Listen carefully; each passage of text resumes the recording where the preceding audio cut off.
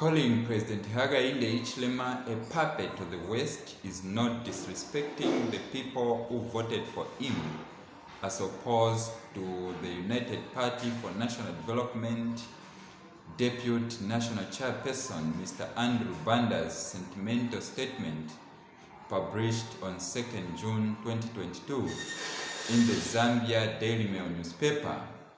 Contrary to Mr Banda's view, Dr. Fred Membe has no history of disparaging Zambian presidents. He just calls a spade a spade. You do not need to be in the opposition party to know that President Hichilema is a puppet of the West, but we understand Mr Banda's predicament, as he may have also been a puppet of the late presidents during his service in the foreign mission under the movement for Multiparty Democracy.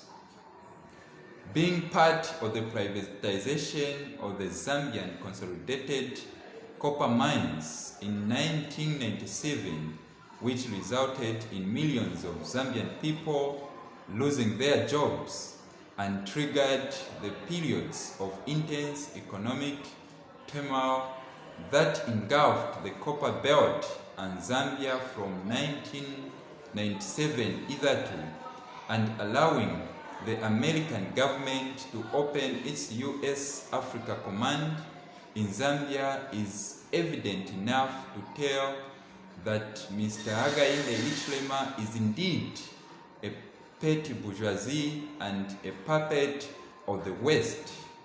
However, it can only take a genuine leader to see that, not a simpleton person. That said, it is imperative to answer some of Mr Banda's questions.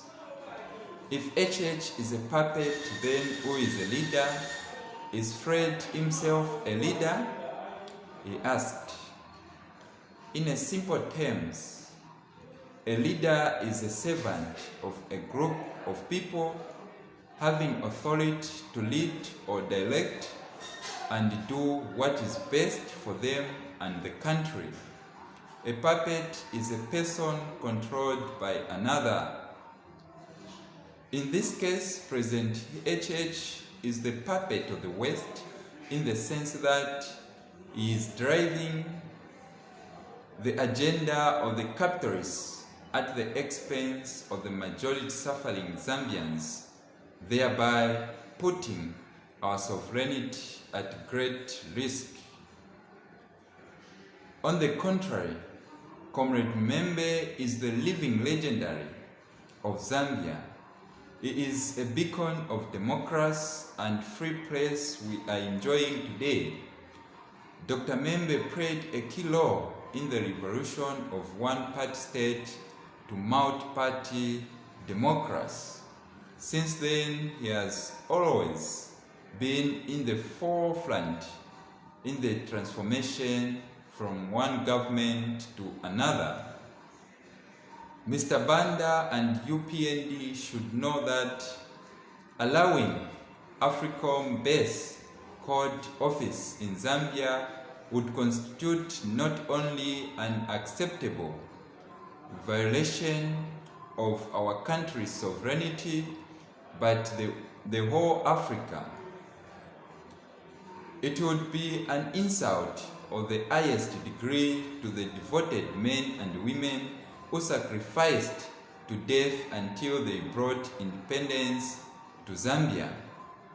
Mr Banda and his superior should ask themselves a question as to why President Levi Patrick Mwanawasa, his father the late President Rupia Banda, the late President Michael Chilufya-Sata, and Dr. Edgar Chagwalungu refused that request, and why the former South African President Thabo Mbeki mobilized the African leaders by that time to oppose the move. If President Hichilema is a puppet, why did Zambians vote for him? Mr Banda questioned. Well, the truth is that Mr HH is the first and most unpopular person to have been elected as president in our history. Approximately 50% of the 2.8 million people UPND have been bragging about voted for HH out of frustration as people got fed up with the Patriot Front government and because HH was the only one close. Others voted for him out of sympathy of him losing 5 times. Otherwise, he was never a choice of all those 2.8 voters. That is probably the reason Mr Banda admitted that some people still cannot believe that HH is the Republican president, and it is clear that Mr Banda is among those people even though he intentionally could not admit it.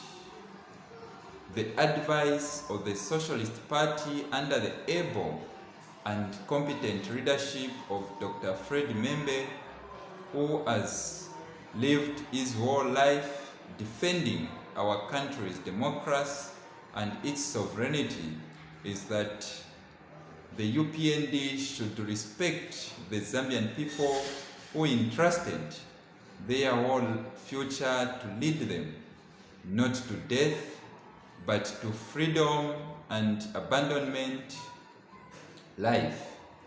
And President HH should always remember that he had sworn to protect and defend at all costs the Zambian constitution and sovereignty of our country. As such, we do not expect him to do the opposite. The people have the power.